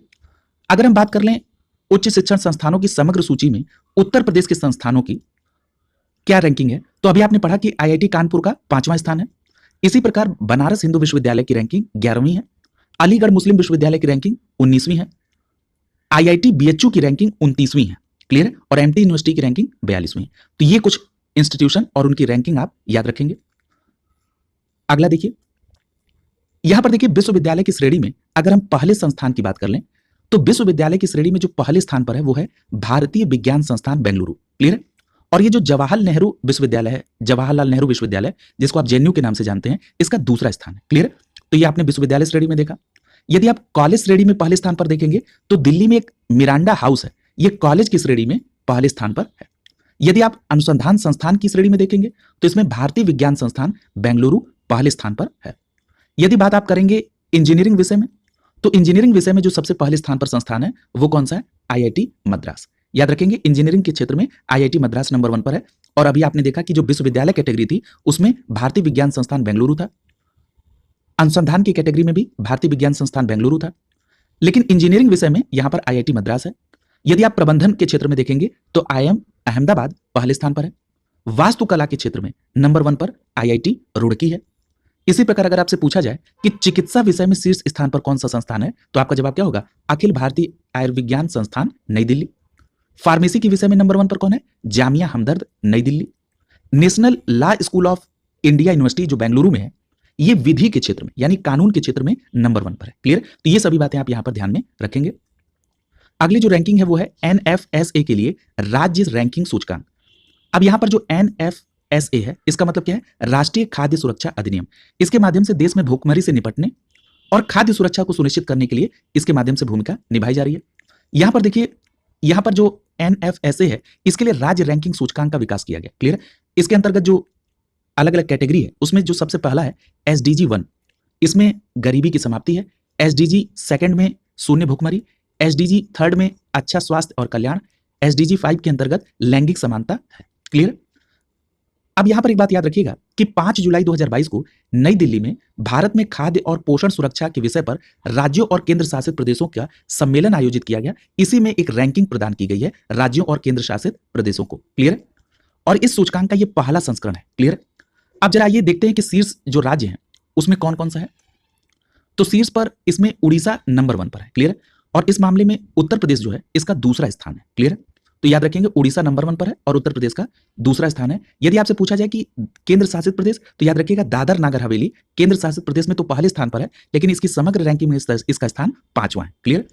उत्तर प्रदेश के संदर्भ में आप निश्चित तौर पर याद रखेंगे कि यह दूसरे स्थान पर है। किस मैटर की बात हो रही है? खाद्य एवं सार्वजनिक वितरण विभाग की तरफ से ये जो सूचकांक जारी किया गया है, जिसका नाम क्या है? राष्ट्रीय खाद्य सुरक्षा अधिनियम के लिए राज्य रैंकिंग सूचकांक। क्लियर? इसमें उत्तर प्रदेश का दूसरा स्थान है, उड़ीसा का पहला स्थान है और अंतिम स्थान पर गोवा है जिसका 20वां स्थान है। क्लियर? याद रखिएगा, अगर हम बात करें सामान्य श्रेणी में बिहार के स्थान का, तो बिहार का स्थान 7वां आता है। क्लियर? अब हम बात करते हैं पूर्वोत्तर राज्य, हिमालयी राज्य या द्वीपीय क्षेत्र की। तो इसमें जो नंबर 1 पर है वो है त्रिपुरा राज्य। क्लियर? दूसरे नंबर पर हिमाचल प्रदेश है, तीसरे नंबर पर सिक्किम है। तो ये याद रखेंगे। अगला देखिए, अगली जो रैंकिंग है वो व्यापक राष्ट्र स्तरीय सूचकांक है। क्लियर? तो अभी आपने देखा कि व्यापक राष्ट्र स्तरीय सूचकांक में उड़ीसा नंबर 1 पर है, उत्तर प्रदेश दूसरे नंबर पर है। अगर हम राष्ट्रीय खाद्य सुरक्षा अधिनियम एनएफएसए की बात कर लें, तो यह अधिनियम कब का है? 2013 का। तो याद रखेंगे राष्ट्रीय खाद्य सुरक्षा अधिनियम एनएफएसए 2013 संबंधित है। अगर आपसे यह पूछा जाए कि एनएफएसए को कब से प्रभावी किया गया, तो याद रखिएगा 5 जुलाई 2013 को राष्ट्रीय खाद्य सुरक्षा अधिनियम को प्रभावी किया गया। क्लियर? यहां पर एक बात याद रखिएगा, इसी के तहत जो पात्र व्यक्ति हैं उनको अनाज के तौर पर, खाद्यान्न के तौर पर गेहूं, मोटा अनाज और चावल दिया जाता था। क्लियर? तो इसमें क्या था कि जो पात्र व्यक्ति थे उनको प्रति व्यक्ति 5 किलोग्राम खाद्यान्न दिया जाता था, जिसमें चावल 3 रुपए किलो और गेहूं 2 रुपए किलो था, और जो मोटे अनाज थे वो 1 रुपए किलो की दर पर दिए जाते थे। क्लियर? अब इनको निःशुल्क उपलब्ध कराया जा रहा है, लेकिन ये जो दिए जाते थे वो किस अधिनियम के तहत? राष्ट्रीय खाद्य सुरक्षा अधिनियम 2013 के तहत। तो ये बात भी आप ध्यान में रखेंगे। अगला टॉपिक है 16वां राष्ट्रपति चुनाव। देखिए, यहां पर राष्ट्रपति चुनाव की जो अभी करंट की बातें हैं, इनको कवर करने से पहले मैं यहां पर आपको पॉलिटी के सेक्शन में आपको क्या क्या पढ़ लेना होगा, इसके तरफ थोड़ा सा ध्यान दिलाना चाहता हूं। देखिए, यहां पर आपको सबसे पहले तो ये जान लेना होगा कि जो भारत के राष्ट्रपति होंगे, इसका प्रावधान किस अनुच्छेद में है। तो अनुच्छेद 52 कहता है कि भारत में एक राष्ट्रपति होंगे। अनुच्छेद 52 यानी 52 में। यहां पर एक कई बार पूछा जाता है कि जो संघ की कार्यपालिका की शक्ति है वो किस में निहित होती है, तो याद रखिएगा राष्ट्रपति में ही। ये किस अनुच्छेद में है? अनुच्छेद 53 में। यह भी प्रश्न बहुत बार पूछा गया। अब बात कर लेते हैं राष्ट्रपति के निर्वाचन की। तो देखिए, जो राष्ट्रपति महोदय का निर्वाचन है वो किसमें है? तो वो है अनुच्छेद 54 में। किसमें है? अनुच्छेद 54 में। अब अनुच्छेद 54 क्या कहता है? राष्ट्रपति के निर्वाचन का मतलब ये होता है कि राष्ट्रपति महोदय के निर्वाचन में कौन कौन से सदस्य पार्टिसिपेट करेंगे, यानी राष्ट्रपति के निर्वाचक मंडल के सदस्य कौन कौन होंगे। तो याद रखिएगा, इसमें संसद के दोनों सदनों के निर्वाचित सदस्य होते हैं, साथ ही साथ राज्यों की जो विधानसभाएं हैं इनके भी निर्वाचित सदस्य होते हैं। राज्यों की विधानसभाओं में दिल्ली और पुडुचेरी जो केंद्र शासित प्रदेश हैं, इनको 17वें संविधान संशोधन 1992 के द्वारा इसमें इनको भी शामिल किया गया है। क्लियर? तो ये सभी बातें आप ध्यान में रखेंगे कि लोकसभा, राज्यसभा और राज्यों की विधानसभाओं के जो निर्वाचित सदस्य होते हैं वही पार्टिसिपेट करते हैं। इसमें जो मनोनीत सदस्य हैं वो इसमें पार्टिसिपेट नहीं करते हैं। क्लियर? तो ये बात बिल्कुल स्पष्ट याद रखेंगे। और दिल्ली और पुडुचेरी को इसमें किससे शामिल किया गया? 17वें संविधान संशोधन के द्वारा। क्लियर? यहां पर एक बात और याद रखिएगा, अगर आपने राष्ट्रपति के निर्वाचन की बात पढ़ी अनुच्छेद 54 में, तो आपको यह भी याद रखना होगा, अगर आपसे यह प्रश्न पूछ दिया जाए कि राष्ट्रपति के निर्वाचन की रीति किस अनुच्छेद में है, तब आपका जवाब होगा अनुच्छेद 55 में। क्लियर? तो यह बात भी आपको इसमें ध्यान में रखना होगा। क्लियर? यानी जो हम कहते हैं कि एकल संक्रमणी मत और गुप्त मतदान के जरिए राष्ट्रपति का निर्वाचन, ये राष्ट्रपति के निर्वाचन की रीति में आ जाएगा, यानी अनुच्छेद 55 में आ जाएगा। क्लियर? यहां देखिए अनुच्छेद 55 के सब क्लॉज 3 में लिखा हुआ है कि यहां पर राष्ट्रपति का जो निर्वाचन होगा वो आनुपातिक प्रतिनिधित्व पद्धति के अनुसार एकल संक्रमणी मत और गुप्त मतदान के जरिए होगा। ये क्या है? ये अनुच्छेद 55 में क्या है? राष्ट्रपति के निर्वाचन की रीति है। ठीक है, मैं बार बार इसको फोर्सफुली कर रहा हूं, आप इसको ध्यान में रखेंगे। क्लियर? अब यहां पर देखिए अनुच्छेद 62 का भी जिक्र किया गया था। अनुच्छेद 62 क्या कहता है, इसको एक लाइन में समझ लीजिए कि जो राष्ट्रपति का पद है उसमें रिक्त जो पद है उसको भरने के लिए निर्वाचन करने का जो समय है वो अनुच्छेद 62 में उल्लेखित है। क्लियर? ये बात आप ध्यान में रखेंगे। अगला देखिए, यहां पर एक बात याद रखिएगा कि जो नए राष्ट्रपति के निर्वाचन के लिए जो अधिसूचना जारी की गई थी, ये 16वें राष्ट्रपति चुनाव के लिए अधिसूचना जारी की गई थी। लेकिन अगर आपसे व्यक्ति के रूप में पूछा जाएगा तब आप बताएंगे ये 15वें राष्ट्रपति हैं। क्लियर? यानी जो अधिसूचना जारी हुई 16वें राष्ट्रपति चुनाव की, और अगर व्यक्ति के तौर पर देखेंगे तो ये 15वां है। क्लियर? यहां पर याद रखिएगा ये जो चुनाव हुआ था इसमें सरकार की तरफ से या जो वर्तमान में राष्ट्रपति हैं द्रौपदी मुर्मू जी, ये थी, और इनके विरोध में यशवंत सिन्हा साहब थे। क्लियर? और याद रखिएगा जब द्रौपदी मुर्मू ने राष्ट्रपति चुनाव जीत लिया तो इनको शपथ किसने दिलाई? तो इनको शपथ मुख्य न्यायाधीश एनवी रमन्ना साहब ने दिलाई थी। क्लियर? अगर मैं आपसे यह प्रश्न पूछ लूं कि राष्ट्रपति के जो शपथ का प्रावधान है ये किस अनुच्छेद में है, तो आपका जवाब क्या होगा? अनुच्छेद 60 में। क्लियर? तो ये बात भी आप ध्यान में रखेंगे। अनुच्छेद 60 के अंतर्गत पावर दी गई है कि जो मुख्य न्यायाधीश महोदय होंगे वो नए राष्ट्रपति को शपथ दिलाएंगे। क्लियर?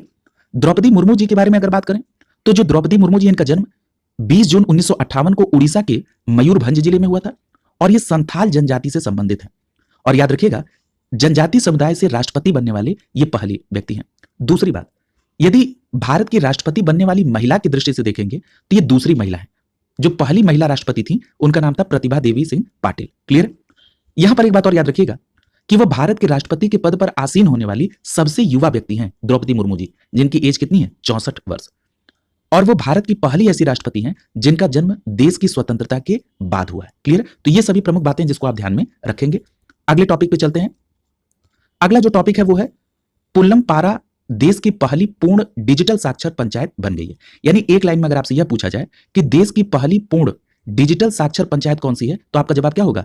पुल्लमपारा। क्लियर? याद रखिएगा ये जो डीजी पुल्लमपारा योजना है इसकी शुरुआत केरल राज्य सरकार के द्वारा की गई थी 15 अगस्त 2021 को। क्लियर? और ये जो डीजी पुल्लमपारा योजना है जो कि केरल सरकार के द्वारा प्रारंभ की गई, उद्देश्य क्या था? पुल्लमपारा ग्राम पंचायत के लोगों को डिजिटल साक्षर बनाना। क्लियर? अब आइए जरा इसके अन्य डिटेल को देखते हैं। इस प्रकार अब आप ये जान गए कि देश की पहली पूर्ण डिजिटल साक्षर पंचायत कौन घोषित हुई? पुल्लमपारा। क्लियर? और ये जो पुल्लमपारा है ये पंचायत किस जिले में है? तो तिरुवनंतपुरम में है। और किस राज्य में? केरल में। क्लियर? तो इतनी बात आप इसके संदर्भ में जरूर याद रखेंगे। यहां पर एक बात और याद रखिएगा, अगर आपसे यह प्रश्न पूछ लिया जाए कि देश का एकमात्र राज्य कौन है जिसने अपनी इंटरनेट सेवा प्रारंभ की है, तो वो नाम कौन सा है? केरल। ये भी बात आप ध्यान में रखेंगे। और एक बात और याद रखिएगा कि केरल ही वो पहला राज्य है जिसने अपने यहां पर इंटरनेट को मूलभूत अधिकार घोषित किया है। यह भी बात आपको ध्यान में रखना होगा। याद रखिएगा प्रधानमंत्री ग्रामीण डिजिटल साक्षरता अभियान, इसको कब स्वीकृति दी गई थी भारत सरकार के द्वारा? तो याद रखिएगा 2017 में भारत सरकार ने ग्रामीण भारत को डिजिटल बनाने के लिए जिस अभियान को स्वीकृति दी थी वो कौन था? प्रधानमंत्री ग्रामीण डिजिटल साक्षरता अभियान। क्लियर? इसके साथ साथ एक और बात याद रखिएगा, अगर आपसे पूछा जाए कि केरल सवारी क्या है, तो याद रखिएगा केरल सवारी केरल सरकार द्वारा लॉन्च की गई एक ऑनलाइन टैक्सी सेवा है। यानी केरल सरकार ने इस ऑनलाइन टैक्सी सेवा को प्रारंभ किया है जिसका नाम है केरल सवारी। क्लियर? और याद रखिएगा यह किसी राज्य सरकार के स्वामित्व वाली देश की पहली ऑनलाइन टैक्सी सेवा है जिसका नाम क्या है? केरल सवारी। क्लियर? अगला जो टॉपिक है वो है अग्निपथ। ये एक नई रक्षा भर्ती योजना है। क्लियर? अब आइए जरा अग्निपथ के बारे में देखते हैं। याद रखिएगा केंद्रीय मंत्रिमंडल ने इस योजना अग्निपथ योजना को मंजूरी दी 14 जून 2022 को। याद रखिएगा ये जो अग्निपथ योजना है इसके तहत जो युवा शामिल होंगे उनको क्या कहा जाएगा? अग्निवीर कहा जाएगा। और ये जो अग्निपथ योजना है ये भारतीय सेना के तीनों अंगों थल, वायु और नौ तीनों में इनको शामिल किया जाएगा। अगला देखिए, याद रखिएगा ये जो अग्निवीर कार्यक्रम है इसके अंतर्गत 4 वर्ष की अवधि के लिए युवाओं को सशस्त्र सेना बलों में शामिल किया जाएगा।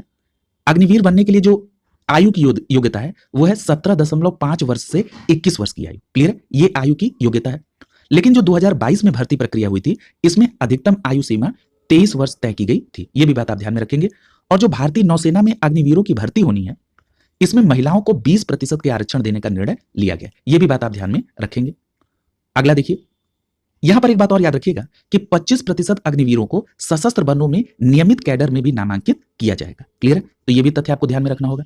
अगला देखिए, यहां पर दे रहा है कि ये जो अग्निवीर है ये भारतीय सशस्त्र बल में उनकी जो कार्यावधि है उसमें जो उन्होंने गैर अंशदानी जीमा बीमा कवर है उनको कितने लाख रुपए का दिया जाएगा, तो 48 लाख रुपए का गैर अंशदायी जीमा बीमा कवर दिया जाएगा इन अग्निवीरों को। क्लियर है? अब यहां पर देख कहा जा रहा है कि जो 4 वर्ष की जब वो सेवा कर लेंगे अग्निवीर, तो उनको विभिन्न नौकरियों में कुछ लाभ दिया जाएगा। जैसे अगर केंद्रीय सशस्त्र पुलिस बल में जाएंगे तो 10% का आरक्षण मिलेगा। क्लियर है? इसी तरह से अलग अलग जगहों पर आरक्षण की व्यवस्था है। तो यहां पर हम सबसे पहले देख लेते हैं उत्तर प्रदेश के बारे में। तो उत्तर प्रदेश को याद रखिएगा, इन्होंने ये अनाउंसमेंट की है कि जो राज्य पुलिस बल है इनकी भर्तियों में हम अग्निवीरों को प्राथमिकता देंगे। इतनी बात आपको यहां पर इस योजना के अंतर्गत ध्यान में रखनी होगी। अगला जो टॉपिक है वो है भारत गौरव के तहत देश की पहली निजी ट्रेन सेवा। देखिए, ये जो भारत गौरव ट्रेन है इसके संचालन की जो अनुमति है वो कब मिली थी? नवंबर 2021 में। क्लियर है? और ये अनुमति भारतीय रेलवे ने निजी कंपनियों को दी थी। अब प्रश्न उठता है ये जो भारत गौरव है इसका उद्देश्य क्या है? तो भारत गौरव का उद्देश्य है ट्रेनों के माध्यम से भारत और विश्व के लोगों को भारत की समृद्ध सांस्कृतिक विरासत और ऐतिहासिक स्थानों का दर्शन कराना। क्लियर है? अब आइए जरा इसके बारे में और महत्वपूर्ण तथ्य देखें। अगर आपसे यह प्रश्न पूछ लिया जाए कि भारतीय रेलवे के द्वारा भारत गौरव जो योजना है इसके तहत भारत की पहली निजी ट्रेन सेवा की शुरुआत कब की गई, तो याद रखिएगा 14 जून 2022 को। और ये जो 14 जून 2022 को भारत की पहली निजी ट्रेन सेवा भारत गौरव योजना के तहत चली, ये सेवा कोयंबटूर उत्तर यानी तमिलनाडु राज्य के कोयंबटूर उत्तर से साईनगर शिरडी महाराष्ट्र के बीच में शुरू की गई। यानी कोयंबटूर उत्तर से साईनगर शिरडी के बीच। क्लियर? अगर हम बात करें कि वो कौन सा पहला जोन है जो कि भारत गौरव योजना के तहत पंजीकृत सेवा प्रदाता करने वाला पहला जोन बना है, तो वो है दक्षिण रेलवे जोन। क्लियर? अब इसमें जरा कुछ और तथ्य देखिए। अब डेट आती है 21 जून 2022। याद रखिएगा 21 जून 2022 को भारत गौरव पर्यटन ट्रेन को सफदरजंग रेलवे स्टेशन नई दिल्ली से शुरू किया गया। जो 21 जून को भारत गौरव पर्यटन ट्रेन चली वो किसको जोड़ रही थी? भारत और नेपाल को जोड़ने के लिए। क्लियर? ये पर्यटन रेलगाड़ी थी। रामायण सर्किट पर इन ट्रेनों के संचालन के लिए जिन एरिया को कवर किया जाना था उसमें अयोध्या, नंदीग्राम, सीतामढ़ी, वाराणसी, प्रयागराज, चित्रकूट, पंचवटी नासिक में है, हम्पी, रामेश्वरम, भद्रांचल, ये सभी जगह यहां पर है। और इसके अलावा नेपाल के जनकपुर को इसमें कवर करना था। अगर हम थोड़ा और पीछे चलें, इसमें करंट में आए, आगे बढ़े, तो इसमें 21 मार्च को दिल्ली के सफदरगंज से पूर्वोत्तर राज्य के लिए भी भारत गौरव ट्रेन को रवाना किया गया। कब किया गया? 21 मार्च 2023 को। अब देखिए यहां पर एक बार मैं आपको दिखा दूं। यहां पर देखिए सबसे पहली ट्रेन चली 14 जून 2022 को। अब 14 जून के बाद जो दूसरी ट्रेन चली वो 21 जून 2022 को।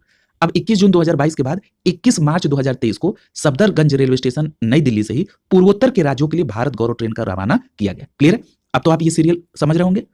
यहां पर एक बात और याद रखिएगा, ये जो उत्तर पूर्व राज्यों को कवर करने के लिए भारत गौरव ट्रेन चली, इसके अंतर्गत असम, अरुणाचल प्रदेश, नागालैंड, त्रिपुरा, मेघालय राज्यों को कवर किया गया। याद रखिएगा, अब जो 20 मई 2023 को पूर्वी भारत की प्रथम गौरव विशेष पर्यटक ट्रेन कोलकाता से चलेगी 5 ज्योतिर्लिंगों की यात्रा के लिए, वो कब चलेगी?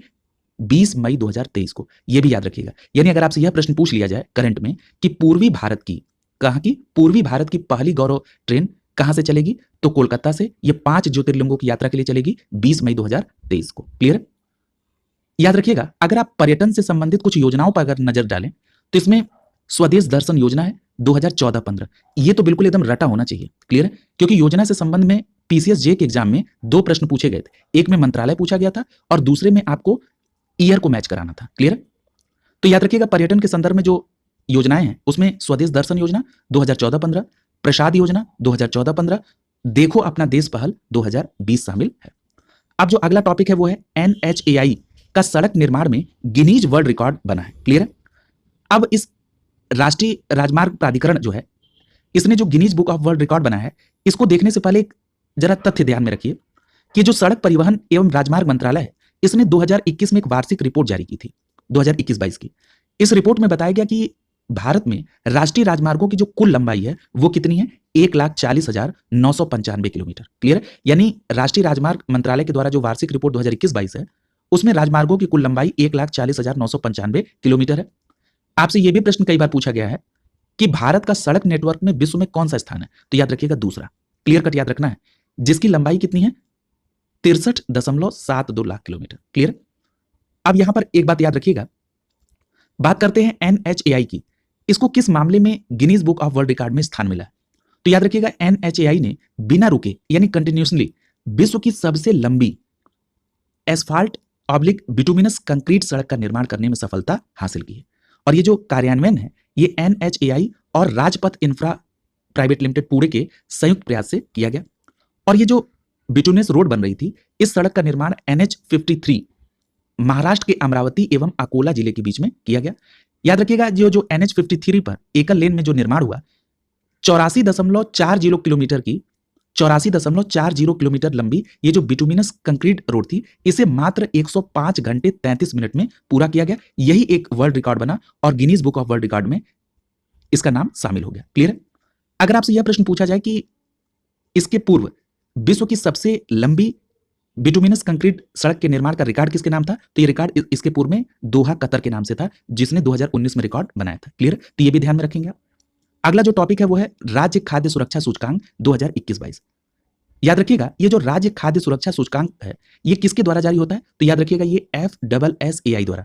अब FSSAI का फुल फॉर्म क्या है? Food safety and standards authority of India. याद रखिएगा, FSSAI के द्वारा जो पहला संस्करण जारी किया गया था राज्य खाद्य सुरक्षा का, वो 2019 में किया गया था। कब किया गया था? 2019 में। किस अवसर पर? तो विश्व खाद्य सुरक्षा दिवस 7 जून के अवसर पर। क्लियर? तो इतनी बातें आप बैकग्राउंड के संदर्भ में याद रखेंगे। अब हम बात करते हैं राज्य खाद्य सुरक्षा सूचकांक 2021-22 को। याद रखिएगा, ये 7 जून 2022 को केंद्रीय स्वास्थ्य एवं परिवार कल्याण मंत्री मनसुख मांडविया साहब के द्वारा जारी किया गया। और ये जो 2021-22 का राज्य खाद्य सूचकांक है ये चौथा संस्करण है। क्लियर? और इसमें प्रमुख 5 मानकों के आधार पर राज्यों के प्रदर्शन का मूल्यांकन किया गया है। क्लियर? याद रखिएगा, इसमें भी राज्यों को 3 कैटेगरी में बांटा गया, बड़े राज्य, छोटे राज्य और केंद्र शासित प्रदेश। सबसे पहले हम लोग चर्चा करेंगे बड़े राज्यों की। तो याद रखिएगा, बड़े राज्यों में नंबर 1 पर तमिलनाडु, दूसरे नंबर पे गुजरात और तीसरे नंबर पे महाराष्ट्र। तमिलनाडु, गुजरात और महाराष्ट्र। क्लियर? अब हम बात कर लेते हैं छोटे राज्यों की। तो छोटे राज्यों में अगर हम बात करें तो छोटे राज्यों में नंबर 1 पर गोवा है। अब जरा बड़े राज्यों में एक बात और ध्यान रखिएगा, बात कर लेते हैं बिहार की। तो बिहार की का स्थान 16वां है और बड़े राज्यों में जो अंतिमवां स्थान है वो 17वें नंबर पे आंध्र प्रदेश है। क्लियर? अब बड़े राज्यों में उत्तर प्रदेश का आपको जरूर ध्यान में रखना होगा कि बड़े राज्यों में उत्तर प्रदेश का स्थान कौन सा है, तो याद रखिएगा उत्तर प्रदेश का स्थान 8वां है। क्लियर? और अंक कितना मिला है? 54.5। ये आप जरूर याद रखेंगे, उत्तर प्रदेश 8वें स्थान पर है। और पहले स्थान पर कौन है? तो पहले स्थान पर अभी आपने यहां पर पढ़ा है तमिलनाडु है, दूसरे स्थान पर गुजरात और तीसरे स्थान पर महाराष्ट्र। और उत्तर प्रदेश का स्थान कौन सा है? 8वां स्थान है। छोटे राज्यों में नंबर 1 पर गोवा है। यदि हम छोटे राज्यों में अंतिम स्थान देखें तो अरुणाचल प्रदेश का है। यदि हम केंद्र शासित प्रदेश की बात करें तो केंद्र शासित प्रदेश में नंबर 1 पर जम्मू कश्मीर है और दूसरे नंबर पे दिल्ली, तीसरे नंबर पे चंडीगढ़। और अगर आपसे यह प्रश्न पूछा जाए कि केंद्र शासित प्रदेश में अंतिम स्थान पर कौन है, तो लक्षद्वीप है। क्लियर? अगला जो टॉपिक है वो है राष्ट्रीय वायु खेल नीति 2022। याद रखिएगा, केंद्र में मंत्री हैं ज्योतिरादित्य सिंधिया, जो कि नागर विमानन मंत्री हैं। इन्होंने 7 जून 2022 को राष्ट्रीय वायु खेल नीति 2022 को लॉन्च किया। याद रखिएगा, ये जो राष्ट्रीय वायु खेल नीति 2022 है, इसके अंतर्गत भारत को 2030 तक, कब तक? 2030 तक वायु खेलों के संदर्भ में विश्व के शीर्ष देशों में शामिल करने का खाका रखा गया। इतनी बात आपको बिल्कुल स्पष्ट याद होनी चाहिए। किसके बारे में? राष्ट्रीय वायु खेल नीति 2022 के बारे में। टारगेट कब तक का है? 2030 तक का। यहां पर एक बात और याद रखिएगा, ये जो नई वायु खेल नीति है ये 4 स्तरीय प्रशासनिक संरचना पर आधारित होगी। और इसका जो सर्वोच्च शासी निकाय होगा वो कौन होगा? वो होगा air sports federation of India. इसको शॉर्ट फॉर्म में आप कहते हैं ASFI। क्लियर? अब हम अगर एयर स्पोर्ट्स में प्रमुख खिलाड़ियों की बात कर लें तो जैसे अगर आपसे यह प्रश्न पूछा जाए कि वो पहली महिला कौन है जिन्होंने अंटार्कटिका पर 10,000 फीट की ऊंचाई से फ्री कॉल जंपिंग की थी, तो उनका नाम क्या है? उनका नाम है शीतल महाजन। यानी शीतल महाजन ने अंटार्कटिका पर 10,000 फीट की ऊंचाई पर फ्री कॉल जंपिंग की थी और यह कार्य करने वाली वो पहली महिला बनी थी। इसी के साथ साथ अगर आपसे यह प्रश्न पूछ लिया जाए कि उत्तर और दक्षिण दोनों ध्रुवों पर फ्री कॉल जंपिंग करने वाली सबसे कम उम्र की महिला कौन थी और साथ ही में बिना किसी परीक्षण के यह कार्य करने वाली पहली महिला जंपर कौन थी, तो उनका नाम क्या है? सुश्री महाजन। क्लियर? तो यह भी ध्यान में रखेंगे। इसी तरह अगर आपसे पूछा जाए कि वो कौन सी पहली महिला थी जिन्होंने उत्तरी ध्रुव पर 7,000 फीट की ऊंचाई से स्काई डाइव लगाया, तो उनका नाम क्या था? सुश्री राहेल थॉमस। क्लियर? तो ये सभी बातें आप इसके संदर्भ में याद रखेंगे। अगला जो टॉपिक है वो है ब्लू ड्यूक, जो कि सिक्किम की राज्य तितली बनी। क्या नाम है? Blue Duke. याद रखिएगा, सिक्किम के पर्यावरण विभाग ने तितली की 2 प्रजातियों को राज्य तितली के घोषित करने के लिए नामित किया था। यह नामित शब्द की बात है। ये कौन कौन सी तितलियां थी? पहली प्रजाति थी ब्लू ड्यूक की और दूसरी थी कौन? कृष्णा पीकॉक। लास्ट में ब्लू ड्यूक ही राज्य तितली के तौर पर घोषित हुआ सिक्किम सरकार के द्वारा, लेकिन नामित हुई थी ब्लू ड्यूक और कृष्णा पीकॉक। क्लियर? अगला देखिए, याद रखिएगा 5 जून 2022 का दिन था जब विश्व पर्यावरण दिवस मनाया जा रहा था। उसी समय सिक्किम ने ब्लू ड्यूक को अपनी राज्य तितली के रूप में घोषित किया। तो याद रखेंगे ब्लू ड्यूक किस राज्य की राज्य तितली है? तो सिक्किम की। क्लियर? याद रखिएगा ये जो ब्लू ड्यूक है इसका नाम यूरोपियंस द्वारा रखा गया है। क्लियर? यह एक चमत्कारी तितली है ब्लू ड्यूक, जो कि नेपाल, सिक्किम, अरुणाचल प्रदेश और चीन में पाई जाती है। क्लियर? तो ये बातें आप ध्यान में रखेंगे। याद रखिएगा भूटान में जो तितली की प्रजाति पाई जाती है उसको कहते हैं यूथेलिया एम्प्लीफेसिया। क्या कहते हैं? यूथेलिया एम्प्लीफेसिया। ये जो ब्लू ड्यूक है जिसकी अभी चर्चा हो रही थी, इसका जो वैज्ञानिक नाम है वो क्या है? इसका वैज्ञानिक नाम है बासारोना दुर्गा। क्या है? बासारोना दुर्गा। क्लियर? देखिए जो भारत में ब्लू ड्यूक की जो प्रजाति है वो दो तरह की है। कौन कौन सी? एक है हिमालयन ब्लू ड्यूक और दूसरी कौन सी है? Splendid blue Duke. क्लियर है? एक है नेपालियन ब्लू ड्यूक और एक है स्प्लेंडेड ब्लू ड्यूक। अब जरा यहां पर दोनों को देख लीजिए कि वन्य जीव संरक्षण अधिनियम 1972 के तहत किस अनुसूची में यह वर्गीकृत है। तो जो हिमालयन ब्लू ड्यूक है ये वन्य जीव संरक्षण अधिनियम 1972 की अनुसूची 2 के तहत इसे भारत में संरक्षण प्राप्त है। अगर हम वही बात करें स्प्लेंडेड ब्लू ड्यूक की तो इसे वन्य जीव संरक्षण अधिनियम 1972 की अनुसूची 1 के तहत संरक्षण दिया गया है। क्लियर? तो ये बातें भी आप ध्यान में रखेंगे। यहां पर विभिन्न राज्यों में जो तितलियां हैं उनके नाम दिए गए हैं, जैसे महाराष्ट्र में ब्लू मॉर्गन है, तमिलनाडु में तमिल यूमेन है, उत्तराखंड में कॉमन पिकॉक है, कर्नाटक में सहाद्री वर्डविंग है, केरल में मालाबार बैंडेड पिकॉक और बुद्धा मयूरी है, अरुणाचल प्रदेश में कैसरी हिंद है, गोवा में मालाबार ट्री निम्फ है, मालाबार ट्री निम्फ है। देखिए इन नामों को मैंने जल्दी से इसलिए पढ़ दिया क्योंकि ये बहुत इंपॉर्टेंट नहीं है। क्लियर? अगर आप इन नामों को अगर स्किप कर दें तो उसमें कोई दिक्कत की बात नहीं। क्लियर? लेकिन आप ब्लू ड्यूक और सिक्किम को जरूर याद रखिएगा। अगला जो टॉपिक है वो है दिल्ली हवाई अड्डा जल विद्युत और सौर ऊर्जा से संचालित होने वाला पहला हवाई अड्डा बना है। याद रखिएगा ये जो दिल्ली हवाई अड्डा है इसको आप अंतर्राष्ट्रीय स्तर पर इंदिरा गांधी अंतर्राष्ट्रीय हवाई अड्डे के तौर पर जानते हैं। इसने पर्यावरण स्थिरता प्राप्त करने के उद्देश्य से 2030 तक शुद्ध कार्बन उत्सर्जन का लक्ष्य भी रखा हुआ है। क्लियर? और याद रखिएगा इस लक्ष्य को पाने के लिए दिल्ली हवाई अड्डे के द्वारा एक कार्यक्रम चलाया गया जिसका नाम है हरित परिवहन कार्यक्रम। क्लियर? अब आते हैं मूल बात पर। याद रखिएगा 1 जून 2022 का दिन था जिस दिन इंदिरा गांधी अंतर्राष्ट्रीय हवाई अड्डे को पूरी तरह से जल विद्युत और सौर ऊर्जा से संचालित होने का पूरा मौका रहा और इसको कहा गया कि यह भारत का पहला ऐसा हवाई अड्डा है जो कि पूरी तरह से जल विद्युत और सौर ऊर्जा से संचालित हो रहा है। वो कौन है? इंदिरा गांधी अंतर्राष्ट्रीय हवाई अड्डा। क्लियर है? ये बिल्कुल फैक्ट है, इसको ध्यान में आप रखेंगे। और इसके माध्यम से वो प्रतिवर्ष 2 लाख टन CO2 का उत्सर्जन कम करेगा। और अभी आपने पढ़ा भी है कि जो इंदिरा गांधी अंतर्राष्ट्रीय हवाई अड्डा है इसने 2030 तक शुद्ध शून्य कार्बन उत्सर्जन हवाई अड्डा बनने का लक्ष्य रखा है। क्लियर? तो इस बात को भी आप ध्यान में रखेंगे। अगला जो टॉपिक है वो है कोचीन अंतर्राष्ट्रीय हवाई अड्डा विश्व का प्रथम सौर ऊर्जा संचालित हवाई अड्डा बना है। क्लियर? याद रखिएगा केरल में कोचीन हवाई अड्डा है, केरल राज्य में। ये जो हवाई अड्डा कोचीन है ये सौर ऊर्जा से संचालित होने वाला विश्व का पहला हवाई अड्डा बना है। इस बात को भी आप फैक्ट के तौर पर याद रखेंगे। और एक बात और याद रखिएगा कोचीन अंतर्राष्ट्रीय हवाई अड्डे के बारे में कि जो कोचीन अंतर्राष्ट्रीय हवाई अड्डा है ये सार्वजनिक निजी भागीदारी क्लियर यानी PPP मॉडल के तहत निर्मित होने वाला भारत का पहला हवाई अड्डा है। यह भी बात ध्यान में रखिएगा। अगला टॉपिक देखिए, अगला टॉपिक है नामसाई घोषणा पत्र पर हस्ताक्षर हुआ है। अब ये देखिए नामसाई घोषणा पत्र क्या है। याद रखिएगा असम और अरुणाचल प्रदेश, किसके बीच? असम और अरुणाचल प्रदेश सरकार के बीच में लंबे समय से सीमा विवाद का मैटर चल रहा है। इसी के लिए एक समझौता हुआ था जिसे कहा गया नामसाई घोषणा पत्र। यह कब हुआ? 15 जुलाई 2022 को। याद रखिएगा इसमें असम के मुख्यमंत्री हेमंत बिस्व शर्मा और अरुणाचल प्रदेश के मुख्यमंत्री पेमा खांडू जी थे। और ये जो हस्ताक्षर किया गया ये अरुणाचल प्रदेश में एक जगह पड़ता है नामसाई, वहां पर किया गया, इसीलिए इसका नाम क्या पड़ गया? नामसाई घोषणा पत्र। तो नामसाई कहां पर है? अरुणाचल प्रदेश। याद रखिएगा ये जो अरुणाचल प्रदेश और असम के बीच में विवाद है ये 123 गांवों के सीमा का विवाद है। अब इस 123 सीमा विवाद से अब ये संख्या घटकर 86 पर आ गई है, यानी 37 गांवों के संदर्भ में कुछ सैद्धांतिक सहमति बन गई है। अब ये जो टोटल 37 गांव हैं इसमें से अरुणाचल प्रदेश के पास 28 उसी प्रकार रहेंगे। 3 गांव जो हैं वो अरुणाचल प्रदेश सरकार अपना उस पर दावा हटाएगी और वो असम के पास जाएंगे। और 6 गांव की स्थिति जो है वो असम को प्राप्त नहीं हो सकेगी। अब ये गांव अरुणाचल प्रदेश में स्थित हैं, वो उसी के पास बने रहेंगे। क्लियर? तो ये इस प्रकार से 37 गांवों पर टोटल सहमति बनी है। और 37 गांवों पर सहमति बनने के बाद 123 से संख्या घटकर 123 से घटकर 86 हो गई। देखिए ये तो थोड़ा सा डीप है, लेकिन यहां पर जो सीधा प्रश्न पूछा जा सकता है वो ये होगा कि नामसाई घोषणा पत्र का संबंध किससे है? तो याद रखिएगा असम और अरुणाचल प्रदेश की सीमा विवाद से संबंधित है। क्लियर? इतनी बात आप यहां पर ध्यान में रखेंगे। और याद रखिएगा असम और अरुणाचल प्रदेश राज्य के बीच में जो अंतरराज्यीय सीमा साझा होती है वो कितने किलोमीटर की है? तो 804.10 किलोमीटर की असम और अरुणाचल प्रदेश के बीच में सीमा साझा होती है। क्लियर? तो इतनी बात आप यहाँ पर ध्यान में रखेंगे। अगला जो टॉपिक होगा वो होगा अंतर्राष्ट्रीय परिदृश्य। आज की क्लास यहीं पर कंप्लीट होती है। अगली क्लास में इस सीरीज को और आगे बढ़ाया जाएगा। शुभकामनाओं के साथ आप सभी का बहुत बहुत धन्यवाद।